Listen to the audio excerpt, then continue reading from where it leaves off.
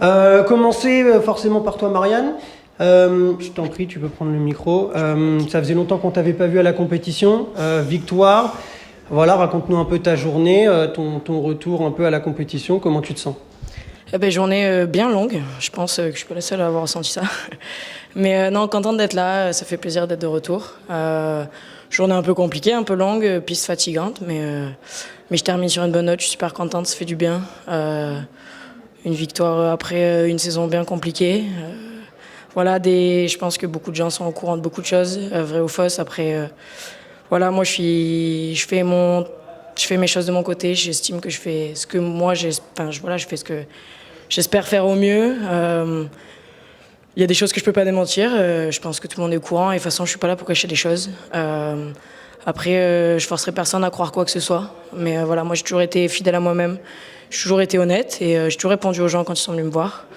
Et voilà. Et aujourd'hui, ouais, c'était un vrai challenge mental pour moi. Voilà, arriver à subir cette pression, à essayer de rester droit dans mes bottes comme j'ai toujours été. Et voilà, et un jour, quand ça sera le moment, je parlerai de tout ça et j'expliquerai mon point de vue. Et voilà, mais en attendant, je suis bien entourée et je continue mon petit bout de chemin et je me focus sur mes études. Et voilà, j'essaie de donner le meilleur de moi-même tout le temps.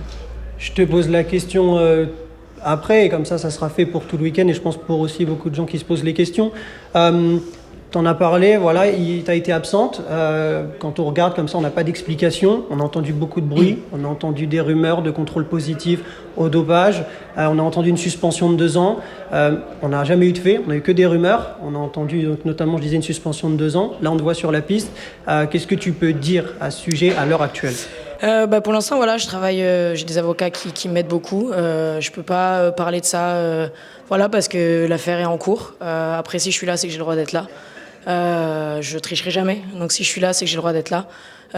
Cette suspension, ça a été c'est quelque chose qui est envisagé, mais ça n'a jamais été appliqué. Parce que voilà, moi, j'ai fait appel et j'ai demandé qu'on m'écoute parce que j'ai des choses à dire et voilà, j'estime que c'est pas la vérité. Et comme j'ai dit, je forcerai jamais personne à me croire, mais je pense que j'ai toujours été droite. Les gens qui me connaissent peuvent acquiescer mes propos. Et voilà, c'est sûr qu'il y a des choses qui se disent, je suis au courant. Mais si je suis là encore une fois, c'est que j'ai le droit d'être là. Je tricherai pas. Et de toute façon, la fédération m'a inscrite, donc c'est que j'ai le droit d'être là. Après, oui, il y a des histoires avec la FLD, mais encore une fois, je remettrai les choses.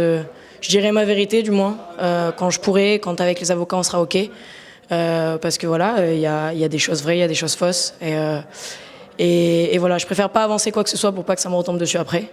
C'est un choix qu'on a fait avec mes avocats.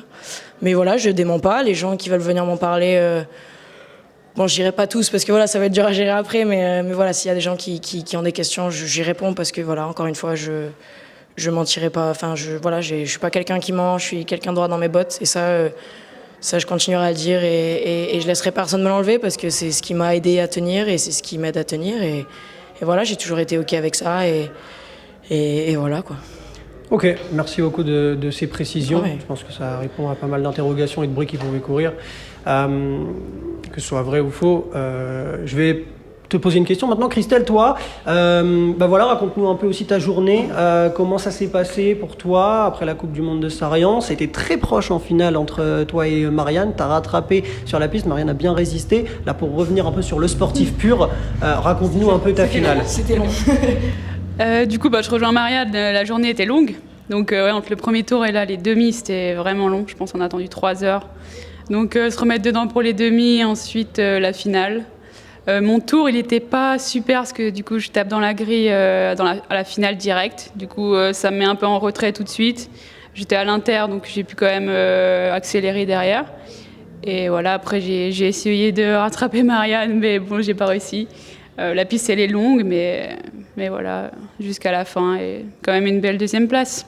Et c'est vrai qu'il y a quand même eu Sarian la semaine dernière, un peu de fatigue, et c'est toujours cool d'être là quand même, quoi. Toi, Mathilde, est-ce que tu as eu le même sentiment, celui d'une journée longue? Ça, c'est ma première question. Donc, est-ce que tu as eu le sentiment d'une journée longue? Et si oui, comment vous le gérez? Parce que c'est vrai que pour les garçons, ça va peut-être un peu plus vite, ils ont plus de tours, etc.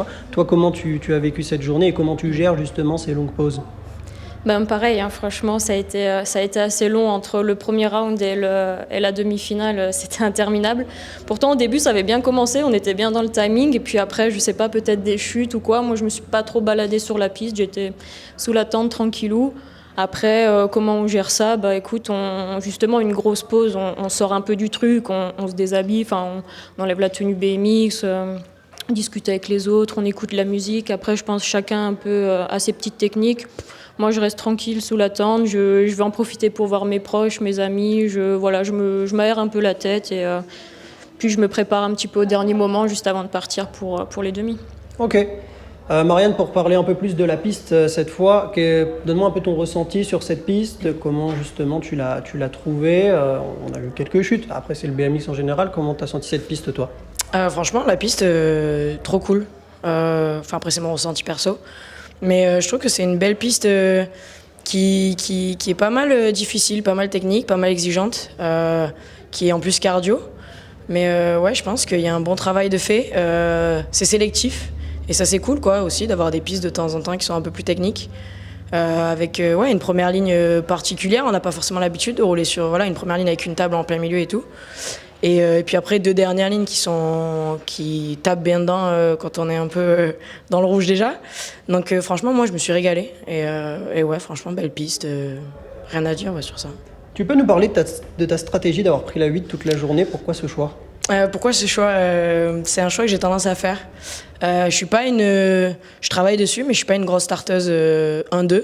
Du coup, voilà, pour essayer de me rassurer mentalement, de rester dans ma bulle et de pas me mettre la pression d'aller à l'inter, de voir sortir la grosse grille, etc. Alors que je suis pas forcément régulière pour l'instant. Je me mets à l'extérieur, je me décale et comme ça, en plus ça me met la rage parce que je me dis, voilà, si je sors pas ma première ligne, ça va être dur après. Et puis ouais, je me mets à la 8, je reste dans ma bulle et j'essaie de faire au possible et là ça a marché, donc trop cool. Et en plus, bon, apparemment ça a tapé à l'inter, donc ça m'a un peu facilité le truc. mais voilà, moi je m'écarte quand je le sens pas et ça m'aide à rester dedans. Voilà. Oui, juste une question.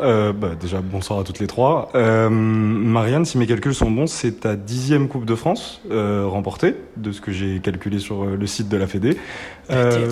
En tout cas, qu'est-ce que ça te fait d'être déjà à ce chiffre à ton jeune âge? Qu'est-ce que ça te fait? Je l'apprends déjà, donc merci. Et non, franchement, c'est trop cool. Ça fait super plaisir. C'est trop cool. Déjà, je pense que souvent on peut l'entendre, je suis bien entourée. Et à chaque fois de faire ça avec mes amis, ma famille, c'est ma famille, mon ADN, mon club. Et c'est trop cool à chaque fois, quoi, cette ambiance. Et puis ouais, l'ambiance des Coupes de France, moi j'aime trop. Il y a une bonne ambiance. On est toutes là pour se faire plaisir. C'est sûr qu'on n'est pas en World Cup, il n'y a pas ce truc de stress, de tout ça. Et c'est juste kiffer. Et puis ouais, je pense qu'on est une grosse nation en France, qui a en plus pas mal de pilotes étrangères qui viennent rouler. Et du coup, ouais, c'est sûr que de savoir que j'en gagne 10, ça fait du bien aussi au moral. Et ça m'aide à continuer à trouver du positif et à kiffer quoi, sur mon vélo. Mathilde, justement, Marianne a parlé de Coupe du Monde. La semaine dernière, c'était Coupe du Monde. Sarian, c'était chez toi. J'ai vu que tu avais mis sur Instagram que c'était probablement une de tes plus belles expériences. Je ne sais plus comment tu l'as écrit, mais le fond y était. Pour en revenir un petit peu, même si c'était il y a une semaine, raconte-nous un peu, toi, comment tu as vécu cette Coupe du Monde. C'est vrai que du coup, j'ai vécu l'événement de l'intérieur, mais je veux dire tout ce qui s'est passé avant avec la préparation. Et puis c'est vrai que Stéphane et tout le club, les bénévoles, ils ont fait un taf monstrueux. Et puis quand je vois le résultat que ça donne, et puis la ferveur, les fans, les Français, les gens qui connaissent pas le BMX, tous les gens, qui sont venus voir, c'était dingue. Alors moi, j'avais pas eu la chance d'aller à Nantes, donc apparemment, il y avait aussi une ambiance de folie. Mais là, à Sarian, j'ai trouvé que c'était dingue. Et puis moi, j'avais chauffé tout le monde pour venir me voir. Mes amis, ma famille, j'ai tous mes sponsors qui étaient venus, le Crédit Agricole, la police. Il y avait vraiment, je pense qu'il devait y avoir qu'une tribune, rien que pour moi. Donc c'est vrai que j'ai vécu une belle Coupe du Monde parce que quand je reprends, à partir du moment où j'ai fait ma toute première, je crois que c'était en 2015, en fait, j'ai jamais vraiment vécu une bonne Coupe du Monde dans le sens où j'ai toujours eu des pépins, que ça soit physique ou même dans mon environnement. Et du coup, j'ai jamais fait une Coupe du Monde dans des bonnes conditions.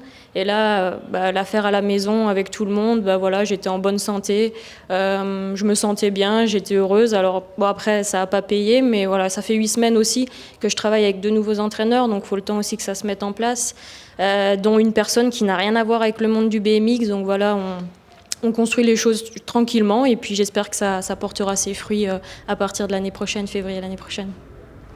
Une question, les amis journalistes. Pour Christelle, c'est maintenant qui me fait penser, c'est voilà, t'es souvent là en France pour ta DN, je suppose, pour mettre les points et tout, mais ça fait quoi de rouler en France toutes les Coupes de France au final? Je crois que t'en as pas loupé une. C'est quoi la différence avec la Suisse principalement? Alors du coup, en Suisse, déjà, il n'y a pas beaucoup de filles.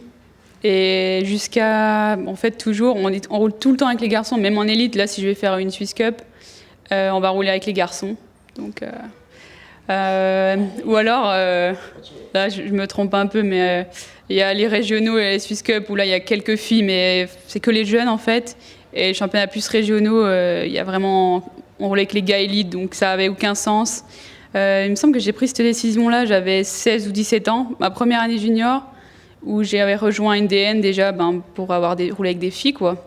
Des filles qui roulent et aussi pas forcément des garçons. Je pense que c'est bien de rouler avec des garçons jusqu'à 15-16 ans, ça pousse bien, mais après, au bout d'un moment, il faut des filles. Et c'était cette décision-là que j'ai prise il y a un moment déjà maintenant. Et j'ai aussi habité en France pendant 7 ans. J'habitais à Saint-Étienne. Là, maintenant, j'habite de nouveau en Suisse, mais c'était aussi cette raison-là. Donc, j'étais proche des Coupes de France et ça me donnait de l'expérience avec des filles qui voulaient plus fort. Donc, c'était juste parfait pour moi. C'est un peu la différence.